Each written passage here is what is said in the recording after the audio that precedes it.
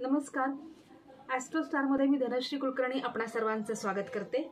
आत्तापर्यंत आपण 2 राशींबद्दलची माहिती पाहिलेली आहे की ज्याच्यामध्ये मी तुम्हाला शिवाची काही स्तोत्र काही मंत्र सांगितले आहेत. आता आपण तिसऱ्या राशीबद्दल माहिती घेऊयात. तिसरी रास आहे मिथुन रास. या राशीचा स्वामी असतो बुध, यांचा वार आहे बुधवार आणि यांच्यासाठीचा मंत्र आहे शिवाचा ओम शिवाय नमः. ओम शिवाय नमः. ओम शिवाय नमः. या मंत्राचा मिथुन राशीच्या लोकांनी 108 वेळा जप करावा. तसंच बिल्वाष्टक स्तोत्र या स्तोत्राचं 3 वेळा पठण करावं. या स्तोत्राचं त्यांनी आपल्या राहत्या घरी पठण करावं.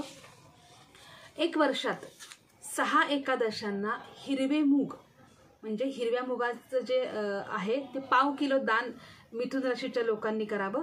याची फलश्रुती अशी आहे की पितरांचा दोष किंवा त्रास कमी होईल.